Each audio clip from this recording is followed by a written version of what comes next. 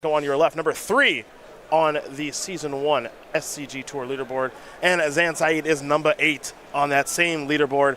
Zan, if he can top 8 this tournament, might be able to pull a little bit of a rabbit out of a hat, maybe chase down a little somebody here this weekend as we begin game number 1. Tomajko, who is not scared of this matchup at all if his draw is good, is going to start things off with a Stomping Ground. I would rather be on the play than get to choose my deck in this one. Okay. Very close matchup. Maybe right now sort of the foundational matchup of Modern. And I think it's often been described to me as a strongly favorable matchup for Izzet Phoenix, and I don't believe that's the case. A lot of pressure to have Thing in the Ice on turn 2. That's the way that you can stabilize the battlefield post-board, get a couple copies of Lightning Axe, and it can be challenging even if you draw Thing in the Ice. Time to toot the Shriekhorn on the end step is what Oliver will do. Narcomoeba now enters the battlefield. Tomajko will take a draw step first, then toot the Shriekhorn once again. Blood Crypt and another copy of Cathartic Reunion, pardon me, going to go into the graveyard. Now it'll be a Stomping Ground that will enable a Faithless Looting. Narcomoeba is the first draw. Scalding Tarn is the second. Tomajko will have to discard 2 cards here momentarily.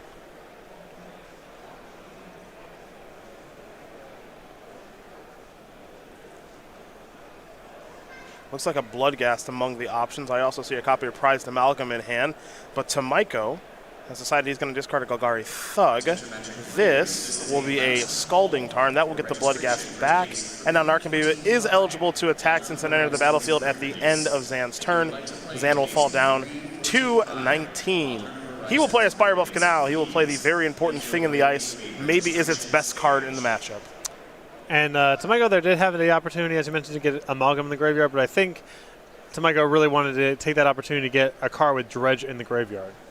Shriekhorn's going to toot, going to put Life in the Loam and a land into the graveyard. You see how Tomajko likes to separate his graveyard to the cards that are relevant and non-relevant. This is a pretty darn good Dredge. 2 Creeping Chills, a Dark Blast, and a Narcomoeba will be placed into the graveyard from the top of the deck. So 2 Creeping Chills will resolve. Narcomoeba will enter the battlefield, and Dark Blast will go into the important graveyard pile as we head back over to young Tomajko.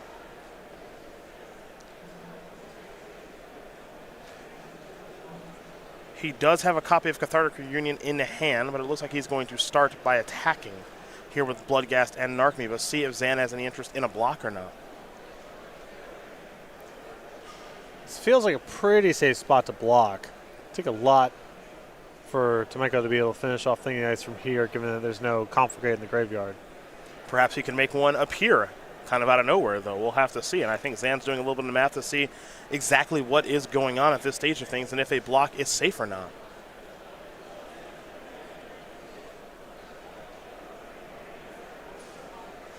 Also, there is no guarantee that Zan is able to transform Thing in the Ice on the 3rd turn.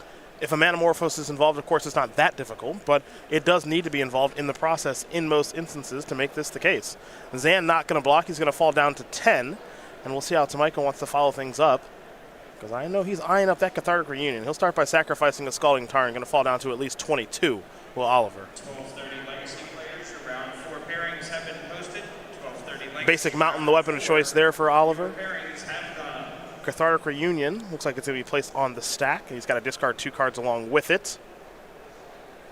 It looks like it's going to be Bloodghast and Golgari Thug. So your first dredge of 4 cards is a Bloodghast, a Copperline Gorge, a Faithless Looting, and a Bloodstained Mire. Next up is Life in the Loam. 3 cards coming in Blast Zone, Creeping Chill, and a Life in the Loam. And now 1 more Loam will bring Conflagrate, Shriekhorn, and Scalding Tarn.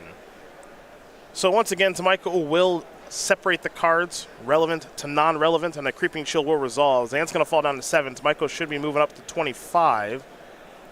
And Tomajko hasn't played a land just yet. It doesn't appear as though he has one to play. So we're going to head back over to Zan for his 3rd turn of the game. And now Zan's at risk of getting run down by the speed of Tomajko's draw, alongside now the Conflagrate in the graveyard, even if he's able to transform Thing in the Ice this turn.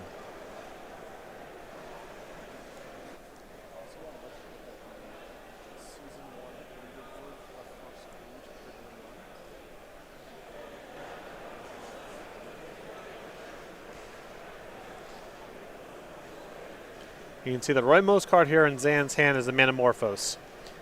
And that usually signals that he can transform Thing in the Ice this turn. But will that even be good enough?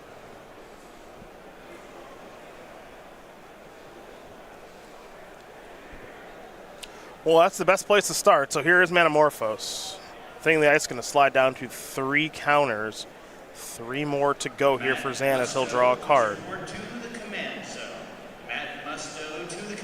We'll see what colors are floating here. In most instances, you see players named red and blue with this, and there are red and blue mana counters.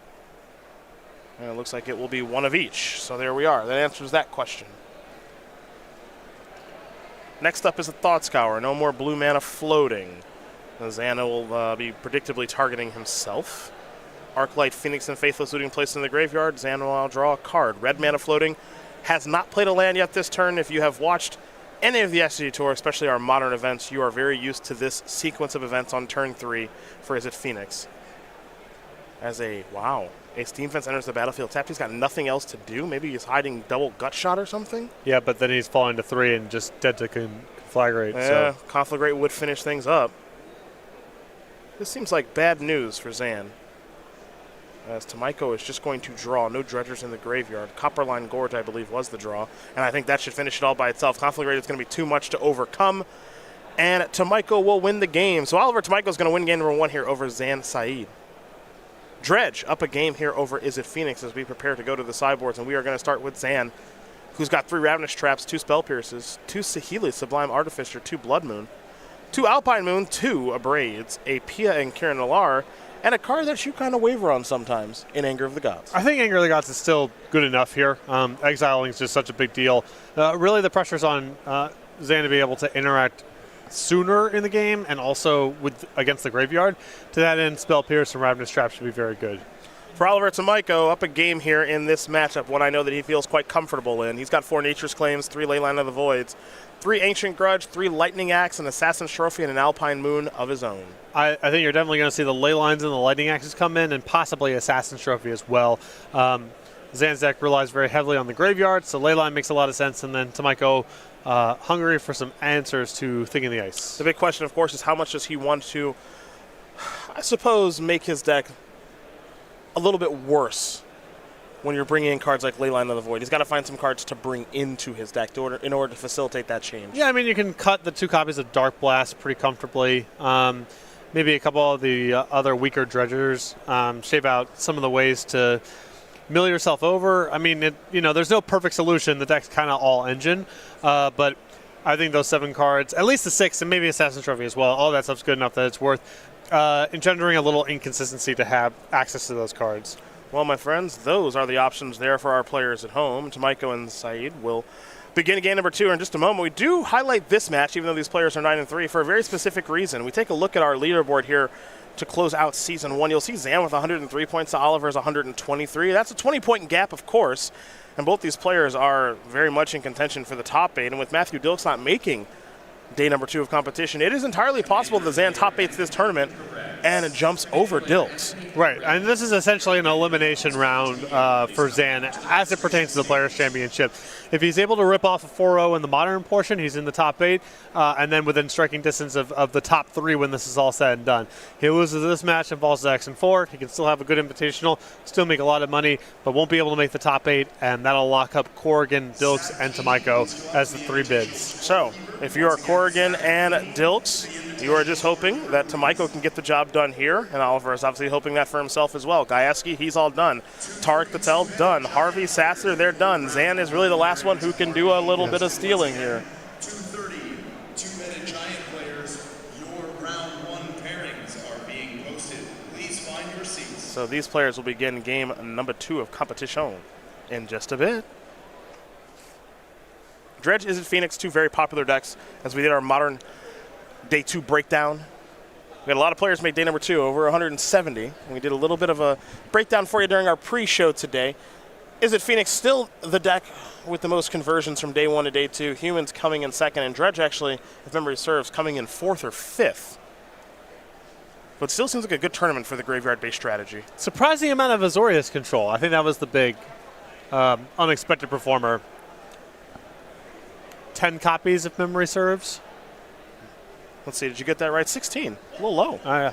12 copies of Dredge. It was the 4th most played deck in day number 2 of competition, but you do see Izzet Phoenix here with 30.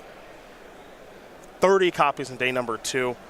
Pretty diverse field as usual, but the cream always rises. Izzet Phoenix is very popular here on the SCG Tour, as is Humans. Azorius Control, I think, is kind of this deck that people know it's powerful, but I don't think we know the best way to build it yet as a community. I think you want a lot of exiling removal, and I'm interested in Terminus, too.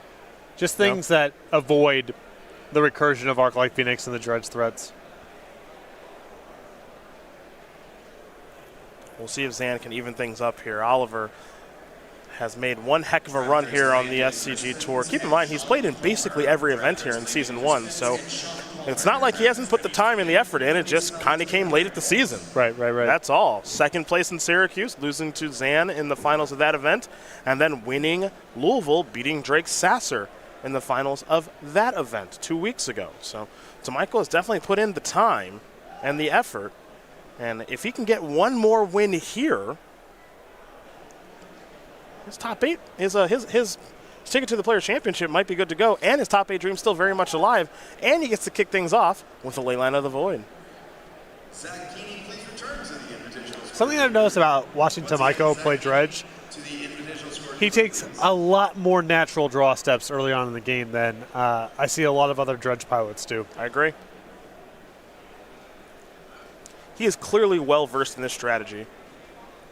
He has put articles together and tweets with sideboarding advice and all that other stuff. This is the deck he enjoys to play. This is the deck he wins with the most in the modern format. Serum Visions here for Sam. Looks like he's going to split the difference on the scry. We're going to head back over to Oliver. Can he win without a graveyard is the question. I think it would have to revolve around Thing in the Ice as usual, and we'll have to find out if that's the case. Zan's deck is a little less extreme than we've seen some of these other builds get to, with the 3 copies of Pyromancer Ascension and a ton of Noxus Revivals. But his deck is still very, very heavy on the graveyard. Scalding Tarn for a Mountain is where Tomajko's going to start things off.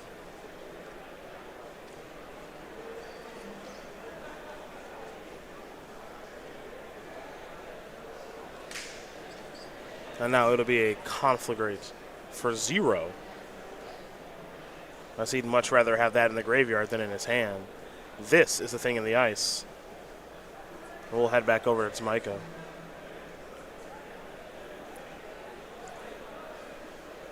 Tomajko will draw a card.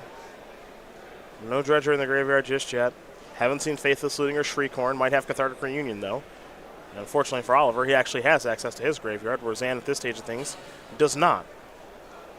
Well, usually this opening of the turn 1 Conflagrate means turn 2, flash it back, and get a Dredger in the graveyard that way. Well, I think that might be the plan. Here is Conflagrate with flashback. Got to discard Golgari Thug, Creeping Chill, and a couple of lands. And honestly, I'm a little surprised that Zan even bothered casting Thing in the Ice that turn, because that opening from Tomajko really only makes sense if this is going to be the second turn. He's probably going to cast it regardless, so why put one of your premium cards out in harm's way? I think the only reason to do that is if you have a second one. And you just want to get this stage of things over with. Now, here is a copy of Ravenous Trap. Yeah, if you have a Ravenous Trap and you want to force the action, I think that's okay too. Yep. Now, your Thing in the Ice is still going to die. Right. But you do get the graveyard. And if you have another copy of Thing in the Ice, then this makes some sense to me. Sleight of Hand will allow Zan to take a look at the top 2 cards and take one with him. The other will go to the bottom of the deck, of course.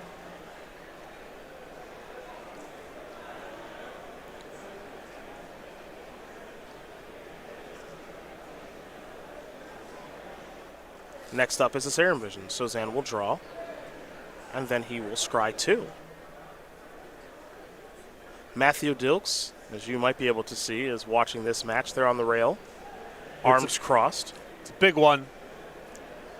He needs Oliver to win this match and for Zan to lose things so that things get very easy for him.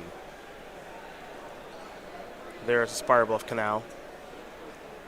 We'll pass the turn back over to Tomajko. Tomajko will draw. That's a Life from the Loam. Just to get something into the graveyard, dredging next turn. So It's a very slow start here for Tomajko. And a very sharp play last turn. Elected not to discard the loam. That was the last card in his hand. And in that spot, I see a lot of people just go ahead and say, I'm just going to cast. You're going to put all my dredges in the graveyard just so I don't have to think about it or worry about it. And Tomajko held one back in anticipation of Ravenous Trap. And now Zan has the one-of copy of Crackling Drake. Players always wondering, why do people play a Crackling Drake when I can play more copies of Pyromancer's Ascension or anything else? Well, this is one of those reasons. Sometimes games go like this, and now Zan actually has it's a 3, 4, maybe 5 power flyer. It looks like 4 right now. Yeah, Todd Anderson's critique of Pyromancer Ascension early on when we were doing the pregame show was just, why are you playing another thing that cares about the graveyard? Mm-hmm. Dredge of 3. No lands to be found. I see a Life from the Loam, a Shriekhorn, and a Lightning Axe. And Tomajko might be in a little bit of trouble here. Doesn't have a lot of cards in his hand, so all he can do is pass the turn back, and Crackling Drake's ready to get busy. Zan will draw a card. He's got a copy of Faithless Looting in hand. Again, remember, this is a game where Zan has no access to his graveyard. And I'll tell you what, Dilks looks a little concerned here. As here's a Manamorphose.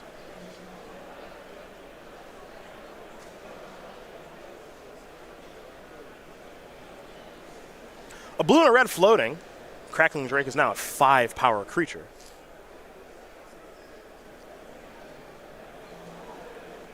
And now it's going to be Saheeli's Sublime Artificer. Yeah, Zan here boarding in another way to win the game that does not involve the graveyard. This may actually just be a 2-turner here. Here's a Faithless Looting. That's going to bring a Servo along with it. And it is entirely possible here that Crackling Drake can just 2-shot Tomajko or have Saheeli copy the Crackling Drake and make the Servo a Crackling Drake. And that would do just fine. Zan is going to draw 2 cards and discard 2 cards. Either way, this game may end very, very soon. Yeah, I mean, it's so likely that Zan can change cantrips into cantrips and get the Drake to be lethal in 2 shots, even if nothing goes on with Saheeli. Discarding a Lightning Bolt is a really bad sign for Tomajko. Oh, you think so?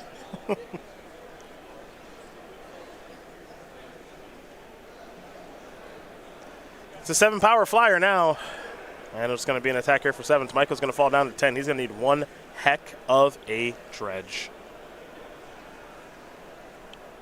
Bloodstained Mire, Stomping Ground, Narcomoeba. Narcomoeba's going to enter the battlefield. The others will go to the graveyard. Loam can be cast. I'm not sure how good it's going to be. And Tomajko knows that he's beaten. He's going to concede the game. So Zan Syed is going to win game number 2 here over Oliver Tomajko. Is it Phoenix has tied things up against Dredge? Ley Line into the Void, no problem for Zan. As maybe he's looking to repeat the finals of SCG Syracuse just a handful of weeks ago. The one Crackling Drake, exceptional there. Not too bad. Not too bad at all. It's been de-emphasized over time. The list started, back in the day, 3, sometimes even 4 copies of the card. It's gone down to 0 in a lot of lists as the deck has just gotten more streamlined over time. But you still got to respect the ability to win the game without access to your graveyard. It's going to happen a lot in the post-board games. And Crackling Drake was fantastic to that end in that game. Well, let's take a look here at the Season 2 schedule on the SCG Tour.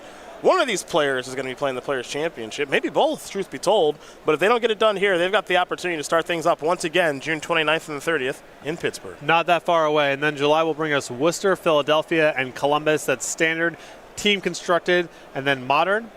August, we'll have Richmond and Dallas. That's team constructed and modern. One open in September, that's Syracuse, that's Legacy. Then October brings us Philadelphia and Indianapolis. Format still to be announced there. October 19th is the regional championships. That'll be modern, and you can head over to go.starcgames.com/regionals to get more information as we get a little bit closer to that event. Then we round out October with Atlanta. And then November and December, one event each. SCG Con Winter featuring the Star City Games Invitational, November 14th to the 17th. And then what these players have been playing for the whole year, the Players' Championship, December 13th and 15th, back here in Roanoke, Virginia.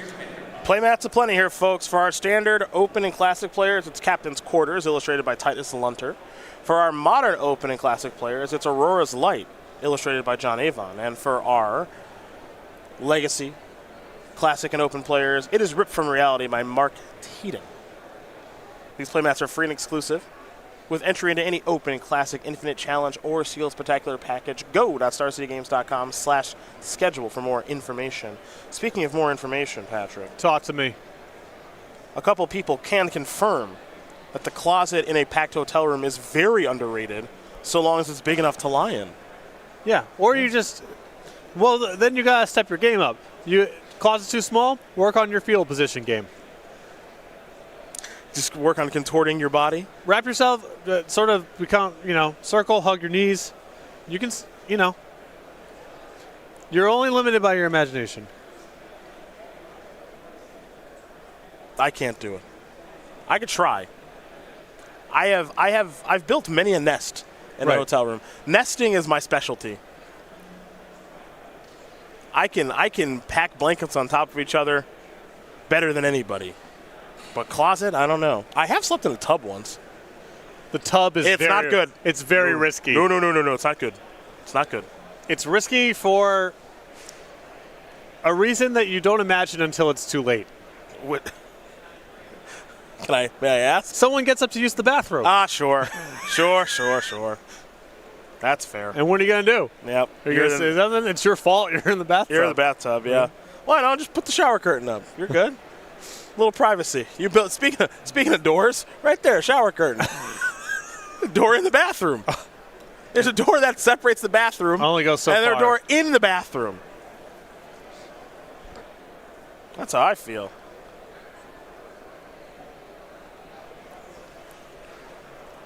Tomajko versus Zan. Game number 3 about to be underway. Yeah, so my tough story is I went to Origins. Yeah. First time. Yes. My buddy Justin, who's in our basketball chat. Yeah, okay. And his mom took us. And his mom snores. Okay. And I was like 15 at the time, and so not about that life. Not even about it now at 33, but I couldn't sleep then. And I was just tossing and turning all night, and we had like the amateur championships the next morning. Yeah. And I was like, I just don't know what I'm supposed to do, and I just tub. Didn't block it out very well either. Fortunately, I grew up with my dad, who is the loudest snorer of all time. He would wake himself up from snoring. That's too loud. Outrageous. Woke himself up. Okay, so he had undiagnosed sleep apnea, almost assuredly. Maybe it's diagnosed now. I don't know. Sure. But anyhow, I got, again, just desensitized to it.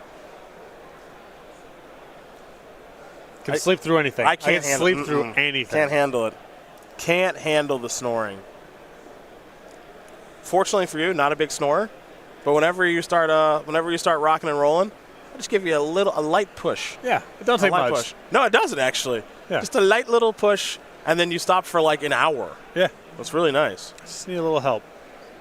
Zan gonna send it back.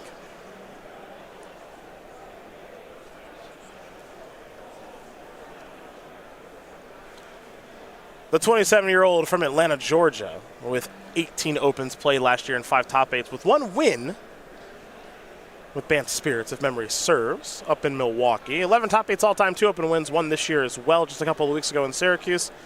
He's an eater, enjoys exploring new restaurants and new cities as long as they are rated 4.5 or higher on what I assume is a 5-point scale. Yes, we've only 4.5 out of 10. Yeah, well, again, I'm assuming. Maybe he's not that picky. Yeah, I'm not into crowdsourcing my opinions on these things. What do you mean? Putting any stock into ratings. Oh, sure. I'm mostly with you on that one. Yeah. I'm just hoping it's not bad. That's all. It doesn't have to be great. Just don't be bad. As someone who is a very, very pro Olive Garden, it doesn't have to be great. It just has to be not bad.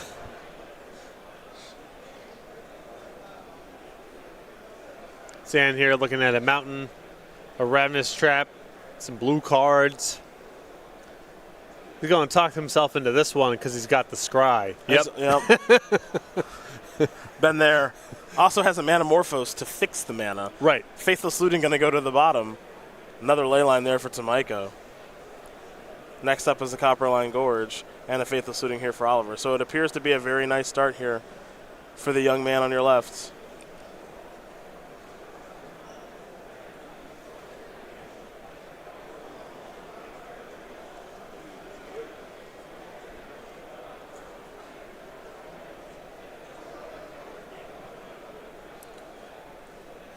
Stinkweed Imp, Bloodghast, headed to the graveyard. Is it time? 4 p.m. Yeah, he's looking. He's looking at that graveyard. Standard event. Well, Scalding Tarn off the top. Have been posted at Pass the turn back. the Vivian banner on the red pairings board. Tomajko, is he thinking draw step or is he thinking dredge step? Challenge players who round 1 pairings have been He's thinking posted dredge step. the Vivian Shriekhorn, Scalding Tarns, 2 of them, a Bloodghast, and a Creepy Chill. Zan, what are you thinking? I think Zan's thinking Ravenous Trap, absolutely. Let's get rid of a couple of Bloodghast, get rid of Creeping Chill, get rid of a couple of lands for Life in the Loam as well. Yeah, I almost fired it off straight away, but I think he thought, you know, I can wait for Tomajko to dredge, maybe get some Narcomoebas or Bloodghast for my trouble. Also worth noting, there was a Faithless Looting that's in the graveyard, that was in the graveyard that is exiled now. So, Zan's going to sacrifice that Scalding Tarn on Oliver's end step, go get himself a Steam Fence, and then begin his second turn of the game.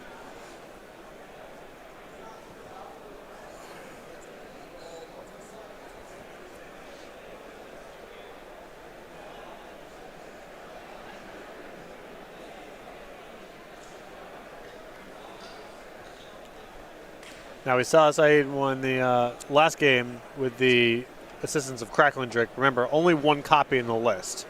But a deck that's good at finding it, with how many cantrips it has. Modern Horizons booster draft. It's time for a Faithless Looting. Please make your way over to the gathering point. Event is ready. The prospect of winning out without the graveyard is challenging, but it's also possible that Tomajko's draw has been slowed down at this point to such an extent that even things like hard casting art like Phoenix might be fast enough.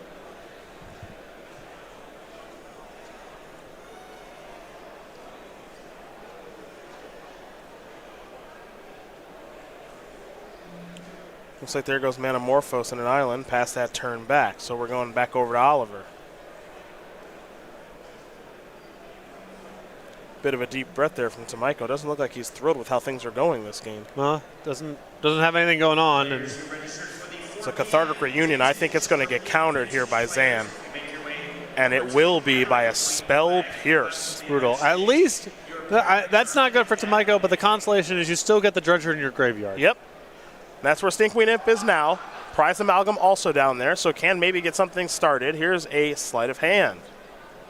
Top 2 cards here for Zan. Let's see which one he wants to take, as he's going to consult his hand.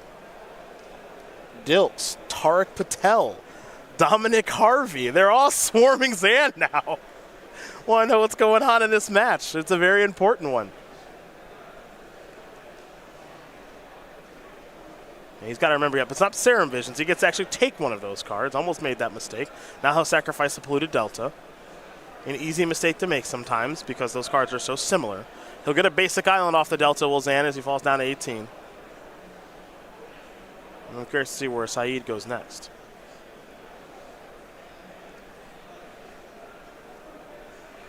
He'll go with Sleight of Hand one more time.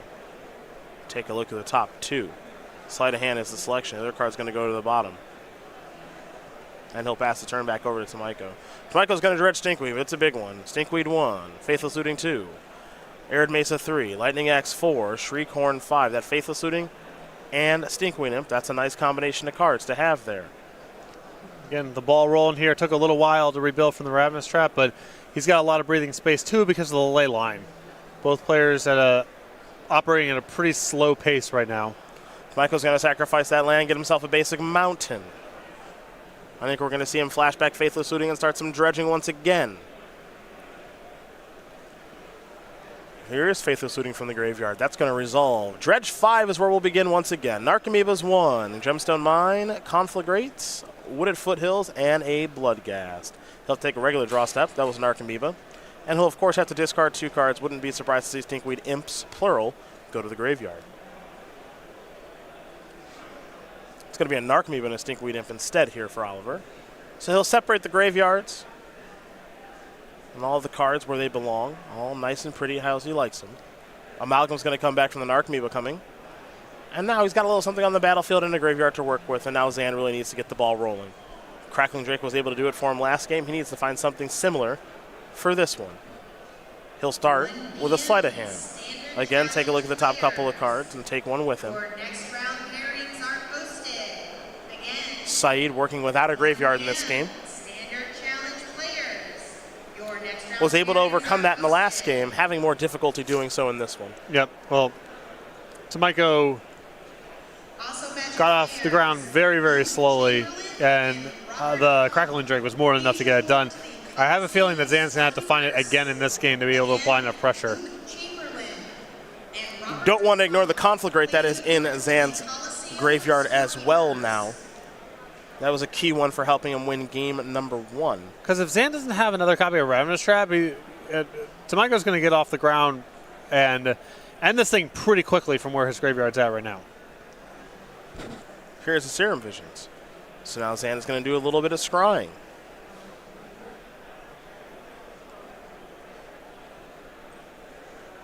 One on top, one on bottom here for your Izzet Phoenix player who's playing such an important match in this tournament right now.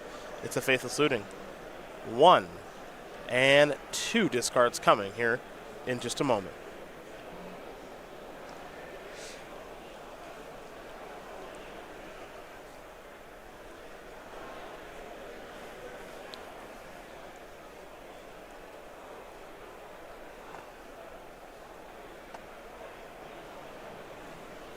And there are your discards. Couple of Thought Scours, it appears. We're going to push it back over to Tomajko's way. And if you're Zan, you're hoping the dredge isn't too good. 5 cards coming here for Stinkweed Imp. That's a Life in the Loam. There's a Golgari Thug, Stomping Ground, Dark Blast, and Life in the Loam. So, dredgers in the graveyard, not going to be a problem, though it is going to be more of a problem because there is Ravenous Trap once again. The entire graveyard is gone. There's a Stinkweed Imp in hand. Here come the Knuckleheads and Prized Amalgam and Narcomoeba. And the follow-up is a hard-cast Stinkweed Imp. Whatever it takes to get it done. Syed is going to take a look at the graveyard here. Again, these two so familiar with each other after playing in the finals of Syracuse just a couple of weeks ago. Zan was victorious then. We'll see if he can be victorious once again and keep his Players' Championship dreams alive here this weekend at SCGCon Summer. That is a thing in the ice. It's a big one. The problem is that Zan's very low on cards in hand. I would be surprised if he's in a position to chain together a bunch of cantrips unless he happens to have some very fortunate draw steps. Well, speaking of fortunate draw steps, Lightning Axe is here. And that's a pretty big one because that also gives Tomajko a discard outlet for Stinkweed Imp. And Zan does not like what he sees. Can pay through a Spell Pierce. And Tomajko can get the dredging going again next turn. Huge draw there from Oliver. Is that the draw step that solidifies him to the Players' Championship? It very well may be. You can see that Zan does not love what he has just seen. There goes the thing on the ice. Stinkweed Imp is into the graveyard. Lightning Axe, the perfect draw step. And here's an attack for 5. Can Zan punch back?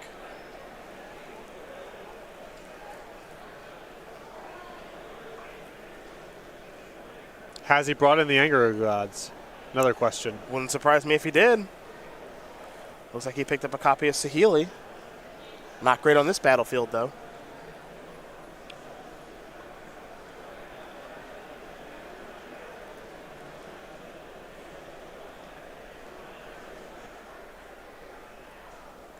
Is Anger of the Gods even good enough right now, too? Well, it'd be a good starting point. Still some concern that the Stinkweed Imp could get things going again, but with that as the only thing in the graveyard, Oliver wouldn't necessarily have another way to get the Stinkweed Imp back in the graveyard. So there would at least be hope from Zan's perspective that Tomajko could brick on one dredge and then not have a whole lot going on.